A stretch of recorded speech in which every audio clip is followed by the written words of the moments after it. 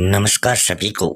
आप सभी का एक बार फिर से आपके स्टडी मेंटर यूट्यूब चैनल पर हार्दिक स्वागत है। आज हम पीडी पाठक द्वारा रिटन एजुकेशन साइकोलॉजी जो पुस्तक है उसका चैप्टर नंबर 25 जिसका टाइटल है आदत व थकान, ये आपके समक्ष प्रस्तुत करने जा रहे हैं।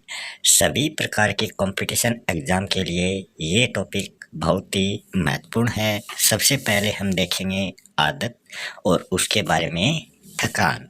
सबसे पहले हम देखते हैं आदत का अर्थ क्या होता है और इसकी परिभाषा क्या है। जो कार्य हमें पहले कठिन जान पड़ता है वह सीखने के बाद में सरल हो जाता है। कि कोई भी कार्य हम शुरू में सीखते हैं तब तो वो क्या होता है, हमें कठिन मालूम होता है कि हम इसको कर नहीं पाएंगे। और जैसे जैसे उस कार्य के प्रति हमारी रुचि बढ़ती जाती है और हम दिन प्रतिदिन उस कार्य को करते हैं तो वो कार्य करना हम सीख जाते हैं और वही कार्य हमें बाद में सरल लगने लगता है। हम उसे जितना अधिक दोहराते हैं उतना ही अधिक वो सरल होता चला जाता है कि हमें उसका लगातार रिवीजन करते रहना चाहिए। कुछ समय के बाद हमें बिना ध्यान दिए, बिना प्रयास किए, बिना सोचे समझे ज्यों का त्यों करने लगते हैं। इसी प्रकार के कार्य को आदतें कहा जाता है। जैसे कोई किसी कार्य को करने के मन में प्रतिज्ञा कर लेता है कि मुझे ये कार्य करना ही है, तो वो कार्य उसे शुरू में तो कठिन लगेगा और वो सोचेगा कि वो कार्य वो नहीं कर पाएगा, मगर जैसे जैसे वो उस कार्य को दिन प्रतिदिन करता रहता है तो अंत में उसको सफलता जरूर मिलती है। यही सफलता बाद में आदत का रूप धारण कर लेती है। दूसरे शब्दों में हम कह सकते हैं कि आदत जो है वो एक सीखा हुआ कार्य या फिर अर्जित व्यवहार है जो स्वतः होता है। हम आदत के अर्थ को और अधिक स्पष्ट करने के लिए नीचे कुछ मनोवैज्ञानिकों द्वारा दी गई परिभाषाएं देख लेते हैं।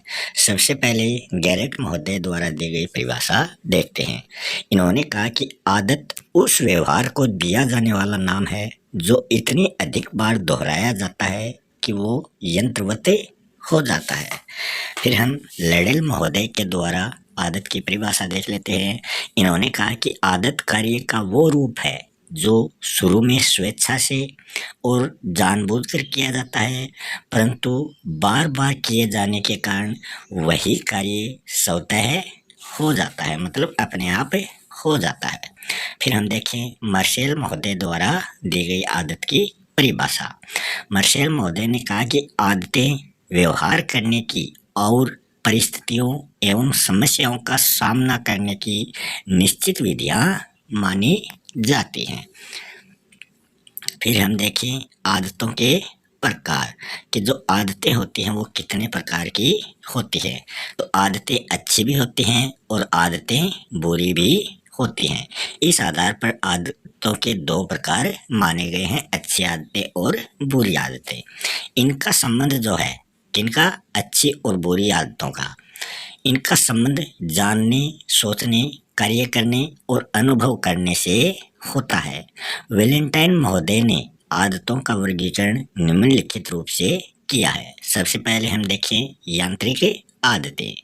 यांत्रिक आदतों का संबंध जो है वो शरीर की विभिन्न गतियों से होता है कि शरीर के द्वारा हम कोई भी गति या कार्य करते हैं वही क्या है, आदतें हैं। कौन सी, यांत्रिक आदतें।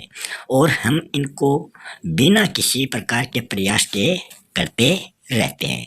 इस यांत्रिक आदतों में किसी कार्य को करने के लिए हमें लगातार प्रयास करने की भी जरूरत नहीं होती। जैसे कि उदाहरण के रूप में हम इसको और अच्छी तरीके से समझ सकते हैं, कोट के बटन लगाना या फिर जूते के फीते बांधना। तो ये हम सीखते नहीं है, ये क्या है, ये ऐसे कार्य हैं जो हम किसी को देखकर वो कार्य करना शुरू कर देते हैं। इसके लिए हमें बार बार अभ्यास करने की कोई ज़रूरत नहीं होती। दूसरी आदतें हैं शारीरिक अभिलाषा संबंधी आदतें। शारीरिक अभिलाषा संबंधी आदतों का जो संबंध है वो शरीर की अभिलाषाएं क्या होती हैं, इच्छाएं, इच्छाओं की पूर्ति से होता है, जैसे कि सिगरेट पीना या पान खाना। ये क्या है? ये शारीरिक अभिलाषा संबंधी आदतें हैं। किसी को सिगरेट पीने की इच्छा होती है तो वो सिगरेट पीना शुरू कर देता है, किसी को पान खाने की इच्छा होती है तो वो पान खाना शुरू कर देता है। फिर नाड़ी मंडल संबंधी आदतें। नाड़ी मंडल संबंधी आदतों का जो संबंध होता है वो मस्तिष्क के किसी विकार से होता है। ये व्यक्ति के संवेगात्मक असंतुलन को प्रकट करती हैं। जिस प्रकार इसका उदाहरण है नाखून या कलम चबाना। तो ये आपने देखा होगा, कई बच्चे ऐसे हैं वो नाखून जो है वो अपने दांतों से ही काटने लगते हैं, या जो कलम होता है उसका जो कैप होती है, ढक्कन होता है, उसको भी वो चबाने लगते हैं। तो ये नाड़ी संबंधी आदतें मानी जाती हैं। फिर है भाषा संबंधी आदतें। भाषा संबंधी आदतों का जो संबंध है वो बोलने से होता है, क्योंकि भाषा क्या होती है? मनुष्य के भाव प्रकट करना, चाहे वो बोलकर करे या फिर लिख कर करे। जिस प्रकार दूसरे बोलते हैं उसी प्रकार बोलकर हम इन आदतों का निर्माण करते हैं। कौन सी आदतों का? भाषा संबंधी आदतों का। यदि शिक्षक शब्दों का गलत उच्चारण करता है तो बालकों में भी वैसी ही आदत पड़ जाती है और वो भी उस शब्द का गलत उच्चारण करते हैं। फिर है विचार संबंधी आदतें। विचार संबंधी आदतों का जो संबंध है वो आंशिक रूप से व्यक्ति के ज्ञान और आंशिक रूप से व्यक्ति की रुचियां एवं इच्छाओं से होता है। इसको हम उदाहरण के रूप में समझें कि जैसे समय, तत्परता, तर्क या कारण संबंधी विचार। तो ये विचार संबंधी आदतों का उदाहरण है। फिर है भावना संबंधी आदतें। भावना संबंधी आदतों का जो संबंध है वो व्यक्ति की स्वयं की भावनाओं से होता है। वो भावनाएं कौन कौन सी होती हैं? उदाहरण के रूप में हम देखें प्रेम, घृणा या फिर सहानुभूति, ये सभी क्या है? भावनाएं हैं। फिर है नैतिक आदतें। नैतिक आदतों का जो संबंध है वो नैतिकता से होता है। जिस प्रकार इसका उदाहरण हम देखें, सत्य बोलना नैतिक आदतें हैं, पवित्र जीवन बिताना व्यतीत मतलब नैतिक आदतें हैं। फिर हम देखें आदतों का निर्माण किस प्रकार से होता है। तो आदतों का निर्माण करने के लिए अनेक नियम, उपाय या फिर सिद्धांत हैं, जिनमें से मुख्य द्रष्टव्य हैं। सबसे पहला नियम, उपाय या सिद्धांत है संकल्प। हम जिस कार्य को करने की आदत डालना चाहते हैं उसके बारे में हमें दृढ़ संकल्प करना चाहिए। हमें कठिन प्रतिज्ञा लेनी चाहिए कि हमें ये कार्य करना है। यदि हम प्रातःकाल व्यायाम करने की आदत डालना चाहते हैं तो हमें यह प्रतिज्ञा करनी चाहिए कि हम जो व्यायाम है मतलब जो कसरत है वो अवश्य करेंगे, चाहे कुछ भी हो जाए। जेम्स ने इसके संबंध में कहा है कि हम नए कार्य को अधिक से अधिक संभव दृढ़ता और निश्चय से आरंभ करना चाहिए। कि कोई भी हम नया कार्य करें तो हमें दृढ़ संभव होकर उस कार्य को निश्चित रूप से करने का प्रयास करना चाहिए। दूसरा है क्रियाशीलता।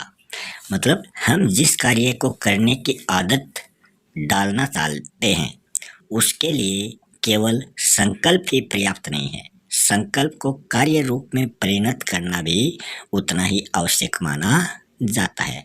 इसके संबंध में भी जेम्स महोदय ने लिखा है कि जो संकल्प आप करते हैं उसे पहले अवसर पर ही पूर्ण कर लेना चाहिए। ऐसे नहीं कि आज संकल्प लिया है फिर अलग अलग चरणों में उस संकल्प को हम पूरा करें। जैसा संभव हो तो वो पहले ही प्रयास में उस संकल्प को हमें पूर्ण कर लेना चाहिए। तीसरा बिंदु है निरंतरता। मतलब हम जिस कार्य को करने की आदत डालना चाहते हैं उसे हमें निरंतर करते रहना चाहिए। उसमें कभी भी किसी प्रकार का विराम या शिथिलता नहीं आने देनी चाहिए, कि हमें वो कार्य लगातार ही करना चाहिए। इसके संबंध में भी जेम्स महोदय ने लिखा है कि जब तक नई आदतें आपके जीवन में पूर्ण रूप से स्थायी नहीं हो जाएं तब तक उसमें किसी प्रकार का अपवाद नहीं होने देना चाहिए। अगला है अभ्यास। हम जिस कार्य को करने की आदत डालना चाहते हैं उसका हमें प्रतिदिन अभ्यास करना चाहिए। जेम्स महोदय ने इसके संबंध में कहा है कि प्रतिदिन थोड़े से ऐच्छिक अभ्यास के द्वारा कार्य करने की शक्ति को जीवित रखिए। इस मूल मंत्र को सदैव याद रखना है। करत करत अभ्यास के जड़मत होते सुजान, कि हम कोई भी कार्य या आदत डालना चाहते हैं तो हमें ये नहीं कि वो 1 दिन कर लिया, 5 दिन कर लिया, ऐसे नहीं। वो हमें निरंतर मतलब डेली उस कार्य का अभ्यास करना चाहिए। जैसे हमें मान लो साइकोलॉजी जो है वो कठिन लगती है तो हमें डेली 1 चैप्टर अवश्य पढ़ना चाहिए। फिर आप देखोगे धीरे धीरे आप में अभ्यास करने की आदत से इतना अधिक आपको लाभ होगा कि आपको साइकोलॉजी जो है वो बहुत आसान लगने लगेगी। मगर ये सभी किससे संभव है? अभ्यास के द्वारा ही संभव है। अगला है अच्छे उदाहरण। अच्छी आदतों का निर्माण करने के लिए अच्छे उदाहरण जो है वो परम आवश्यक है। अतः शिक्षक को अच्छी आदतों के संबंध में उपदेश देने के बजाय बालकों के समक्ष अच्छे उदाहरण प्रस्तुत करने चाहिए। जेम्स महोदय ने इसके संबंध में कहा है कि शिक्षक जो है वो अपने छात्रों को बहुत अधिक उपदेश दे देते हैं, तो उन्होंने शिक्षक को परामर्श दिया है कि वो अपने छात्रों को ज़्यादा उपदेश ना दें। अगला बिंदु है पुरस्कार। अच्छी आदतों का निर्माण करने में पुरस्कार का भी बहुत महत्वपूर्ण स्थान माना जाता है। अतः बालकों को अच्छी आदतों का निर्माण करने के लिए पुरस्कार देकर उनको प्रोत्साहित करना चाहिए। फिर बच्चों को ये आदत पड़ जाएगी कि वो अगर ये कार्य इस प्रकार से करते हैं, अच्छी तरीके से करते हैं, तो उन्हें पुरस्कार या इनाम मिलेगा। तो वो इनाम के लालच में भी अपनी आदतों को अच्छी बना लेते हैं। इसके संबंध में भाटिया जी ने कहा है कि बालकों को अच्छी आदतों का निर्माण करने के लिए पुरस्कार दिया जाना चाहिए। फिर है बुरी आदतों को तोड़ना। ये तो अच्छी आदतों की बात हुई। अब है बुरी आदतों को हम किस प्रकार नष्ट कर सकते हैं, उनको तोड़ सकते हैं। स्टेट व ऑकडेन महोदय ने इसके संबंध में कहा है कि शिक्षक का कार्य न केवल आदतों का निर्माण करना है, बल्कि जो बुरी आदतें हैं उनको तोड़ना भी शिक्षक का ही प्रमुख कार्य माना जाता है। कि बुरी आदतों का विनाश भी शिक्षक के द्वारा ही किया जा सकता है। बुरी आदतों को तोड़ने के लिए शिक्षक और बालक निम्नलिखित विधियों का प्रयोग कर सकते हैं। सबसे पहला वही है संकल्प। बालक का अपनी बुरी आदतों को तोड़ने के लिए सबसे पहले दृढ़ संकल्प लेना चाहिए। इसके संबंध में जेम्स महोदय ने लिखा है कि उसे यह संकल्प एकांत में न करके, कि कई व्यक्ति क्या करते हैं, संकल्प एकांत में ले लेते हैं उस आदत को छोड़ने का, मगर वो छोड़ नहीं पाते हैं। तो हमें समूह में या किसी के समक्ष ये संकल्प लेना चाहिए, न करके अपने मित्रों या फिर संबंधियों या माता पिता आदि के सामने प्रस्तुत होकर हमें उस बुरी आदत को छोड़ने का संकल्प लेना चाहिए। अगला बिंदु है आत्म सुझाव। बालक आत्म सुझाव द्वारा अपनी किसी भी बुरी आदत को तोड़ने में सफलता प्राप्त कर सकता है। उदाहरण के रूप में हम देखें, यदि बालक सिगरेट पीने की आदत छोड़ना चाहता है तो उसे अपने आप से यह कहते रहना चाहिए कि सिगरेट पीने से कैंसर जैसी बीमारी उत्पन्न होती है, इसलिए मुझे सिगरेट पीना छोड़ देना चाहिए। कैंसर जैसी बीमारी जो है वो एक लाइलाज बीमारी है, इसलिए उसे प्रतिज्ञा करके मतलब अपने आत्म सुझाव के द्वारा भी उस बुरी आदत को नष्ट किया जा सकता है। अगला बिंदु है ठीक अभ्यास। नाइट डनलॉप महोदय के अनुसार यदि बालक में कोई कार्य करने की आदत मतलब कोई गलत कार्य करने की आदत उनमें पड़ गई है तो वह उसका ठीक अभ्यास करके उस बुरी आदत का अंत कर सकता है। उदाहरण के रूप में हम देखें, यदि वह बालक कुछ शब्दों को गलत बोलता या फिर लिखता है तो उसे उन गलत या जो गलत बोलता या जो गलत लिखता है, ऐसे गलत बोलने या गलत लिखने वाले शब्दों का सही अभ्यास करना चाहिए ताकि वो अपनी गलती को सुधार सके। अगला बिंदु है नई आदतों का निर्माण। यदि बालक बुरी आदतों का परित्याग करना चाहता है, मतलब उनको छोड़ना चाहता है, तो उसे उन बुरी आदतों के स्थान पर किसी नई और अच्छी आदत का निर्माण करना चाहिए।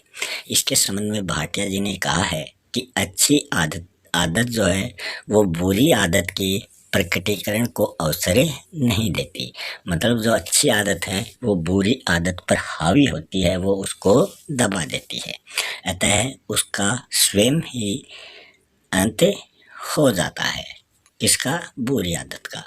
पुरानी आदत पर ध्यान। जब तक बालक अपनी पुरानी आदत को बिल्कुल नहीं तोड़ता है तब तक उसे उस पर अपना ध्यान केंद्रित रखना चाहिए कि मुझे ये जो बुरी आदत है इसको तोड़ना ही है, और वो अपना ध्यान उस बुरी आदत को तोड़ने पर ही केंद्रित रखे और उसके प्रति तनिक भी लापरवाह नहीं होना चाहिए। किसके प्रति? उस बुरी आदत के प्रति।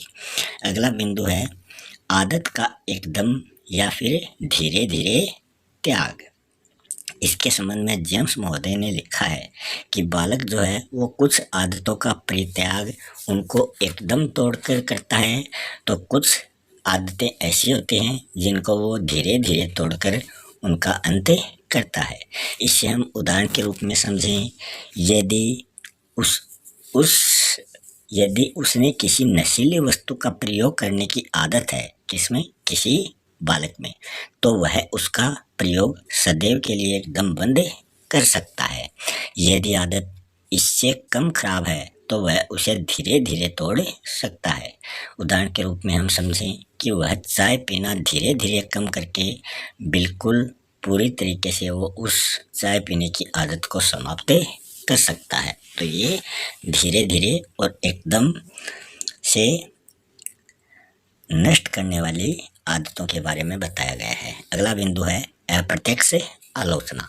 बालक में कुछ आदतें जो होती हैं वो संवेगात्मक असंतुलन के कारण उत्पन्न होती हैं। वो कौन सी आदतें हैं? जैसे नाखून चबाना या फिर कलम चबाना। शिक्षक जो है ये इस प्रकार की आदत की अप्रत्यक्ष आलोचना करके उन आदतों को नष्ट करवा सकता है। उदाहरण के रूप में हम इसे समझें कि जो शिक्षक है वो बालक से ये कह सकता है कि नाखून चबाना जो है वो स्वास्थ्य के लिए हानिकारक है, क्योंकि नाखून की जो गंदगी है वो पेट में जाकर कोई नया रोग उत्पन्न करने में योगदान दे सकती है। अगला बिंदु है संगति में परिवर्तन। कभी कभी बालक में बुरे बालकों की संगति के कारण चोरी करने, झूठ बोलने, विद्यालय से भाग जाने जैसी कोई बुरी आदत उसमें आ जाती है। ऐसी दशा में शिक्षक को ये प्रयास करना चाहिए कि बालक बुरी संगति को किस प्रकार छोड़े। उसे इस कार्य में बालक के माता पिता का सहयोग प्राप्त करना चाहिए। अगला है दंड। शिक्षक दंड का प्रयोग करके बालक की बुरी आदत को तुड़वा सकता है, परंतु दंड गलत कार्य के तुरंत बाद ही दिया जाना चाहिए। ये नहीं कि आज उसने गलत बुरी आदत लगी है और 10 दिन बाद में उसको दंड उस आदत के लिए दिया जा रहा है। बहुत समय बाद दिए जाने वाले दंड को बालक अपने प्रति अन्याय समझता है। ब्रंग, लैंगफेल्ड व वेल्ड महोदय ने दंड के संबंध में कहा है कि कभी कभी दंड जो है वो आदतों को तोड़ने में लाभप्रद हो सकता है, परंतु दंड उचित अवसर पर ही दिया जाना चाहिए। अनुचित अवसर पर दंड नहीं देना चाहिए। अगला बिंदु है पुरस्कार। बालक की बुरी आदत तुड़वाने के लिए पुरस्कार सफलता से प्रयोग किया जा सकता है कि उस पुरस्कार को सफलता के साथ प्रयोग करने पर बालक की बुरी आदतें छुड़वा सकते हैं। इसके संबंध में बोरिंग, लेगफील्ड व वेल्ड महोदय ने लिखा है कि पुरस्कार जो है वो दंड से उत्तम है, प्रशंसा निंदा से उत्तम है। फिर है आदतों का शिक्षा व सीखने में क्या महत्व है, ये हम देखने वाले हैं। रेबर्न महोदय ने इसके संबंध में कहा है कि सीखना जो है वो आदतों के निर्माण की एक प्रक्रिया है। यह कथन शिक्षा और सीखने में आदतों की उपादेयता को प्रमाणित करता है। हम इसकी पुष्टि निम्नलिखित तथ्यों से कर सकते हैं। सबसे पहला बिंदु है, अच्छी आदतें बालक के संतुलित शारीरिक, मानसिक और संवेगात्मक विकास में योगदान देती हैं। दूसरी है, आदत जो है वो बालक के चरित्र का निर्माण करती है। वह अपनी आदतों के कारण ही कर्मठ या फिर अकर्मण्य, उदार या फिर स्वार्थी, दयालु या फिर कठोर बनता है। इसलिए कहा गया है कि चरित्र जो होता है वो आदतों का एक पुंज है। तीसरा बिंदु है, आदत जो है यह बालक के व्यक्तित्व का निर्माण करती है। उनके अभाव में उस बालक का व्यक्तित्व प्रभावहीन हो जाता है। क्लेपर ने इसके संबंध में ठीक ही लिखा है कि आदतें जो है वो व्यक्तित्व की आवरण मानी जाती हैं। फिर है चौथा बिंदु, आदतें जो हैं वो बालक के स्वभाव का अंग बन जाते हैं। अतः उसे बाध्य न होकर उन्हीं के अनुसार कार्य करना पड़ता है। ड्यूक ऑफ वेलिंगटन का विचार है कि आदत जो है वो दूसरा स्वभाव है। आदत स्वभाव से 10 गुना अधिक ताकतवर होती है। अगला जो बिंदु है वो है, आदत बालक को निश्चित सीमाओं के अंतर्गत रखती है, अतः वह अनैतिक, अधार्मिक और असामाजिक कार्य नहीं कर पाता। अगला 6 नंबर बिंदु है, आदत जो है ये बालक में जीवन के कठिनतम कार्यों के प्रति घृणा नहीं उत्पन्न होने देती। यही कारण है कि मनुष्य जो है वो अघेरी खानों, हिमाच्छादित प्रदेशों और ऐसे ही अन्य स्थानों में कार्य करते हैं। अगला बिंदु है, आदत जो है वो बालक को समाज से अनुकूलन और समाज विरोधी कार्य न करने में सहायता देती है। इस प्रकार आदत जो है वो समाज के स्थायित्व में योग देती है। इसके संबंध में जेम्स महोदय ने लिखा है कि आदत जो है ये समाज का विशाल चक्र है और उसकी परम श्रेष्ठ संरक्षिका मानी जाती है। अगला बिंदु है, जब बालक को किसी कार्य को करने की आदत पड़ जाती है तब उसे करने में उसको थकान का अनुभव बिल्कुल ही नहीं होता है। अगला बिंदु है, जब कोई सीखी हुई बात बालक की आदत में आ जाती है तब उसको स्मरण रखने में उसे किसी प्रकार की कठिनाई का अनुभव नहीं होता है। अगला बिंदु है, जब बालक में किसी कार्य को करने की आदत पड़ जाती है तब वह उस कार्य को शीघ्रता, कुशलता और सरलता से कर लेता है। इससे होने वाले एक अन्य लाभ की ओर संकेत करते हुए रायबर्न महोदय ने लिखा है कि आदत जो है वो हमें जीवन के अधिक महत्वपूर्ण कार्यों के लिए समय और मानसिक शक्ति की बचत करने की क्षमता उत्पन्न करती है। हमने उपयुक्त पंक्तियों में शिक्षा और सीखने में आदत की उपयोगिता की पुष्टि अनेक तथ्यों के द्वारा की है, किंतु हाल ही में शैक्षिक प्रयोगों ने यह प्रमाणित किया है कि शिक्षकों को बालकों में आदतों का निर्माण करने के बजाय शिक्षण ही अधिक प्रभावशाली विधियों को खोजना और प्रयोग करना चाहिए। इसका कारण बताते हुए मार्शल महोदय ने लिखा है कि आदत जो है उसका निर्माण केवल संतोष का चिन्ह है, और जब आदतों का निर्माण हो जाता है तब अधिगम और उन्नति का मार्ग जो है वो रुक जाता है या फिर अवरुद्ध हो जाता है। फिर है थकान। थकान का अर्थ और परिभाषा देख लेते हैं।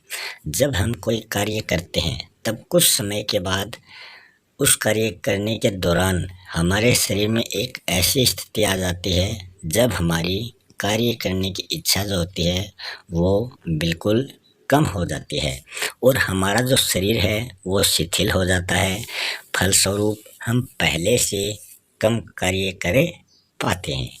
मन और शरीर की इस अवस्था को ही थकान कहा जाता है कि पहले वो कार्य हम शीघ्र कर लेते हैं और जैसे जैसे समय बीतता जाता है उस कार्य में समय अधिक लगने लगता है। इसका मतलब हम उस कार्य को करने से थक जाते हैं।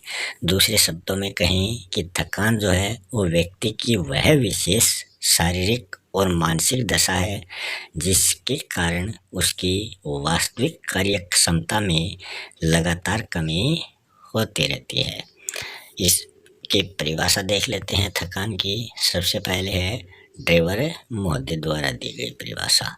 इन्होंने कहा कि थकान का अर्थ है कार्य करने में शक्ति के पूर्वाव्यय के कारण कार्य करने की कम कुशलता या योग्यता का होना। अगली है बोरिंग, लेगफील्ड व वेल्ड महोदय ने थकान की क्या परिभाषा दी है कि थकान की जो सर्वोत्तम परिभाषा है वो है निरंतर कार्य करने के परिणाम स्वरूप कुशलता में कमी के रूप में इसको व्यक्त किया जाता है। फिर हम देखें थकान जो है उसके भी प्रकार होते हैं कि थकान कितने प्रकार की होती है और कौन कौन सी थकान हमारे शरीर में पाई जाती है। सबसे पहले हम देखें शारीरिक थकान। शारीरिक थकान जो है ये शरीर की वो अवस्था है जब निरंतर शारीरिक कार्य करने के कारण शरीर की जो शक्ति है वो न्यून हो जाती है और हमारे सारे अंग जो हैं वो ढीले पड़ जाते हैं और व्यक्ति कार्य न करके विश्राम करना चाहता है। वो चाहता है कि इस शरीर को थोड़ी देर आराम दिया जाए। दूसरी है मानसिक थकान। मानसिक थकान जो है ये मस्तिष्क की वो अवस्था है जब निरंतर मानसिक कार्य करने के कारण मस्तिष्क की ध्यान, चिंतन आदि शक्तियाँ जो हैं वो कम हो जाएंगी। किसके कारण? मानसिक थकान के कारण। और व्यक्ति जो है वो कार्य को स्थगित करके कुछ और ही करने की कोशिश करता है। फिर टिप्पणी के रूप में हम देखें शारीरिक थकान को मानसिक थकान का कारण माना जाता है। यदि व्यक्ति में शारीरिक थकान होती है तो वो मानसिक कार्य नहीं करना चाहता है। आधुनिक व्यवहारिक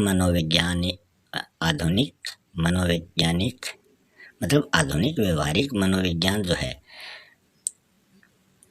मानसिक थकान को नहीं मानता है।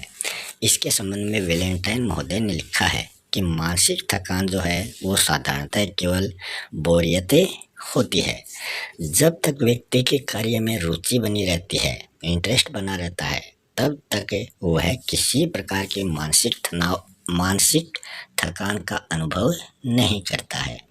कि जैसे कोई बच्चे क्या होते हैं मोबाइल में व्यस्त रहते हैं, वो उन्हें से दिन में कितने ही दिन मोबाइल दे रखो वो उसमें गेम खेलते रहते हैं, उनमें मानसिक थकान वो बिल्कुल अनुभव नहीं करते।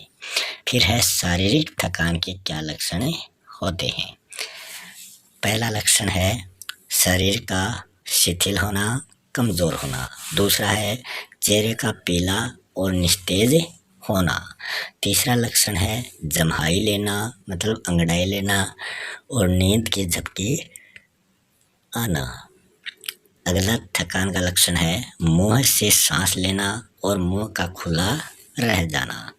फिर अगला लक्षण है कंधे झुकाकर बैठना या फिर खड़े होना। अगला लक्षण है शक्ति और कुशलता में कमी का अनुभव करना। अगला बिंदु है बार बार आसन बदलना और दोषपूर्ण आदतों का प्रयोग करना। अगला बिंदु है कार्य के प्रति उदासीनता व्यक्त करना। अगला बिंदु है कार्य करने की जो गति है वो बिल्कुल धीमी होना। अगला बिंदु है कार्य पर ध्यान केंद्रित न होने के कारण कार्य करने के औजारों का हाथ से नीचे गिरना। फिर है मानसिक थकान के लक्षण। ये तो हो गए थे शारीरिक थकान के, अब मानसिक थकान के क्या लक्षण होते हैं।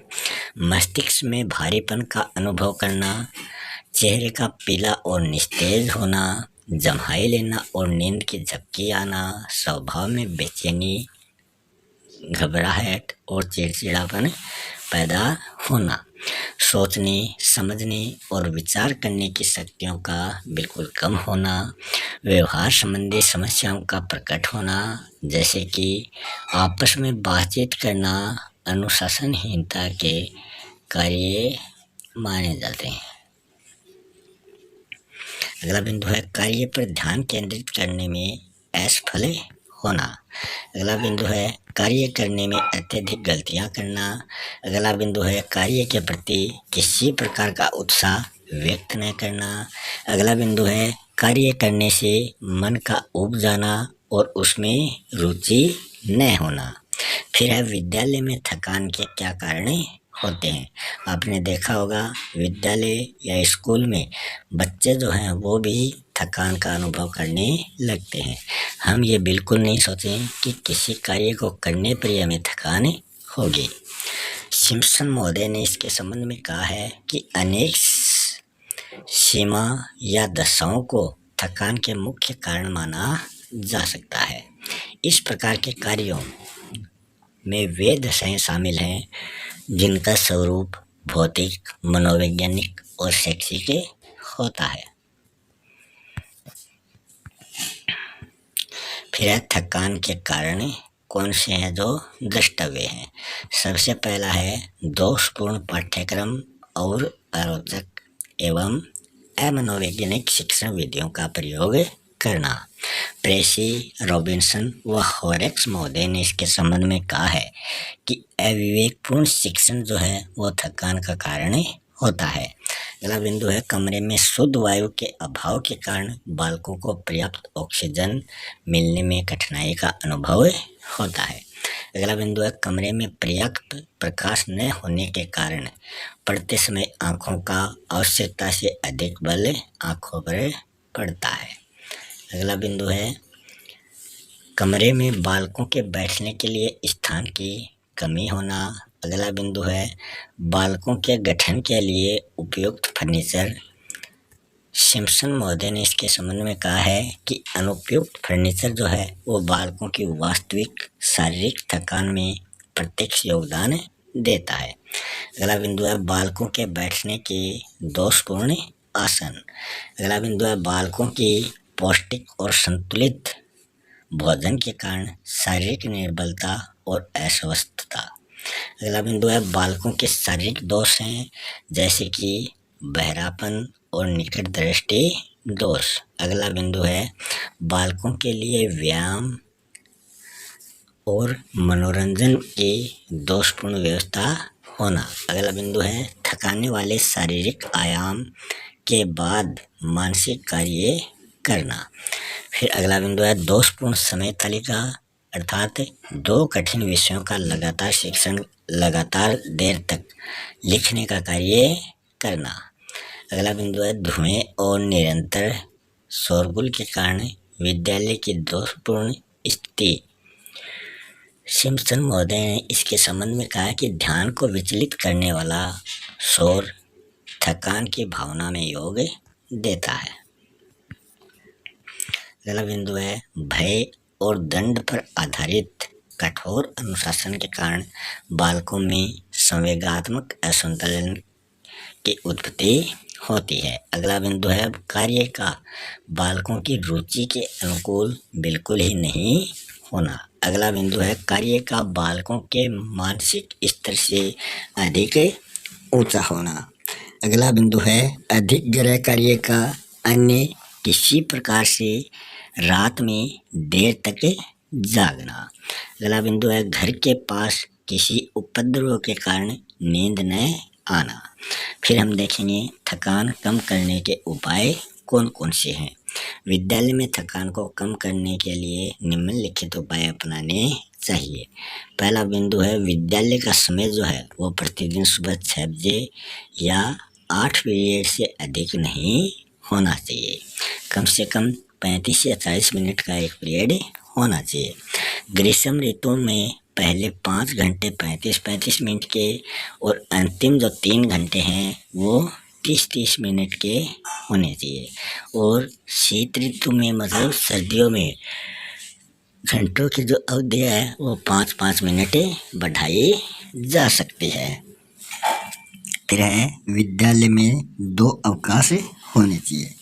पहला छोटा अवकाश तीसरे घंटे के बाद, मतलब पहला, दूसरा और तीसरा 3 घंटे कंप्लीट हो जाने के बाद में एक छोटा अवकाश अंतराल रखना चाहिए।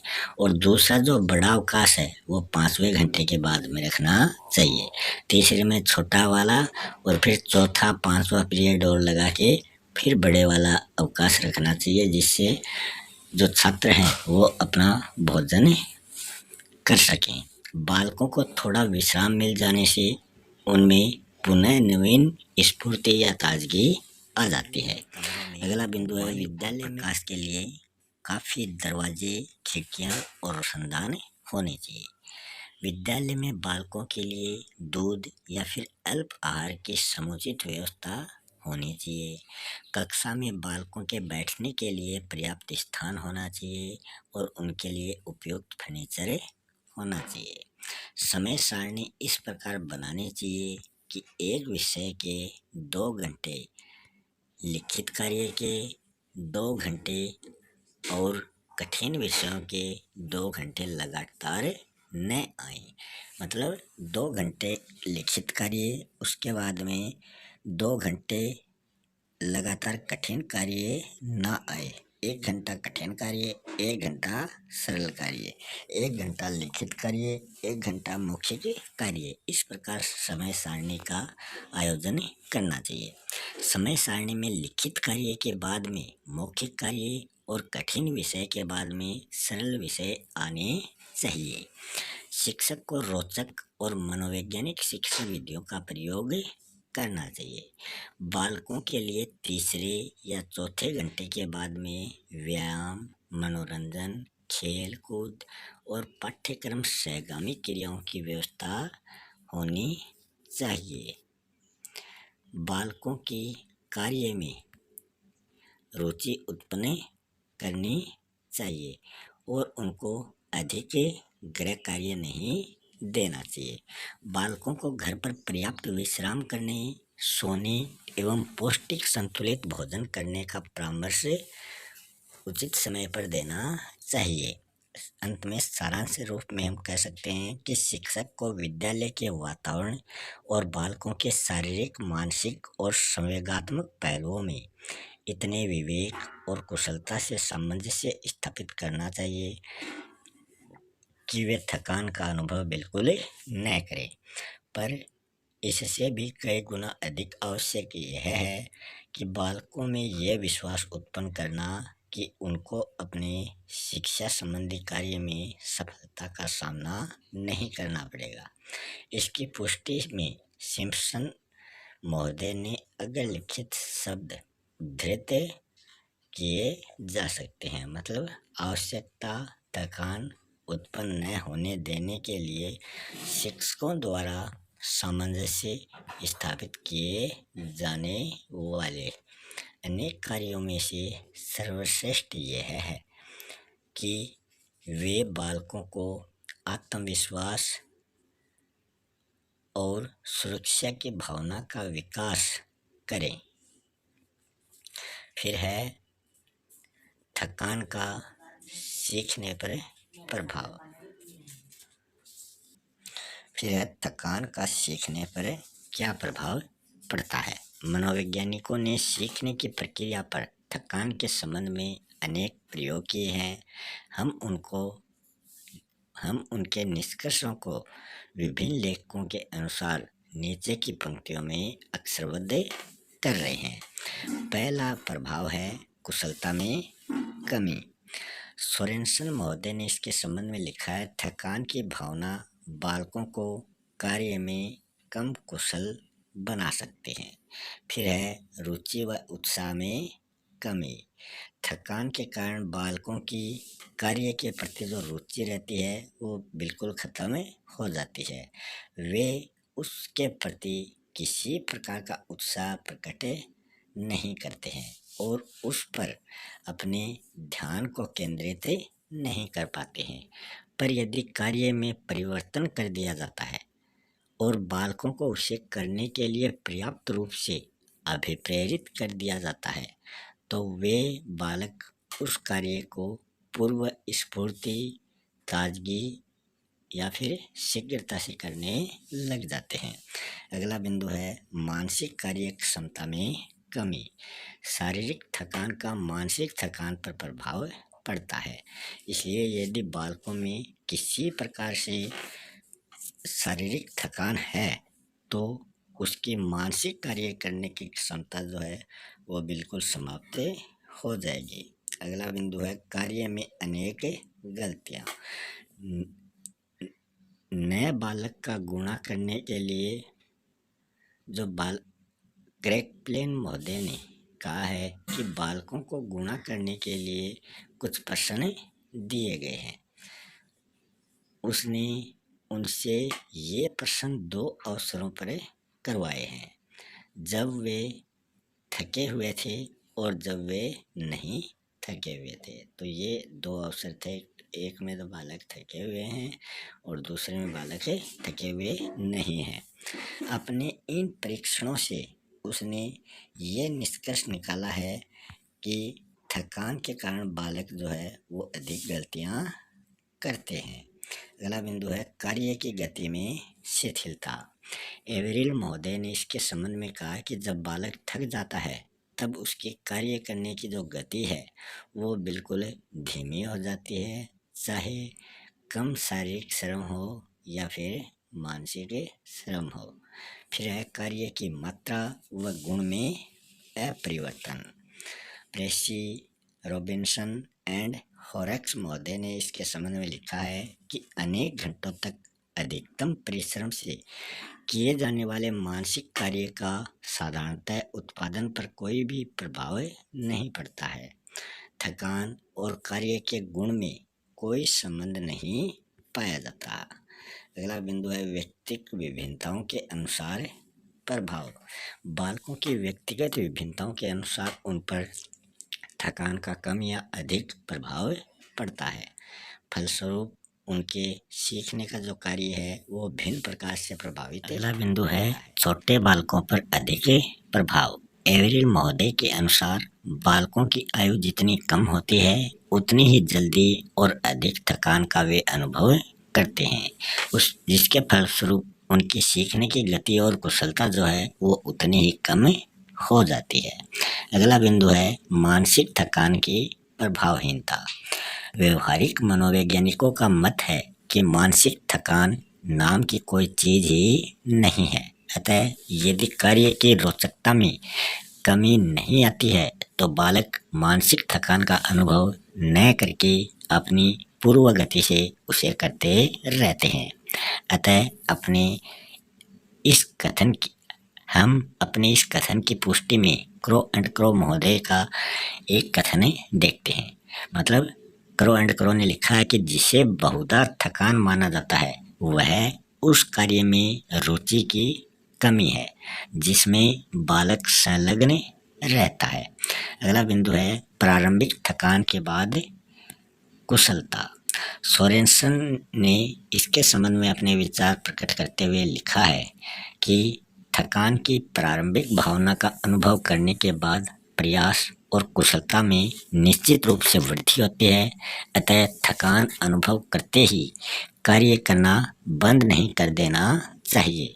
सोरेनसन ने इसके संबंध में लिखा है कि थोड़ी सी थकान का अनुभव करना अच्छा प्रशिक्षण है, क्योंकि वह व्यक्ति को अधिक कठिन कार्य करने के लिए तत्पर करती है। फिर इस चैप्टर से संबंधित नीचे कुछ क्वेश्चन दिए गए हैं।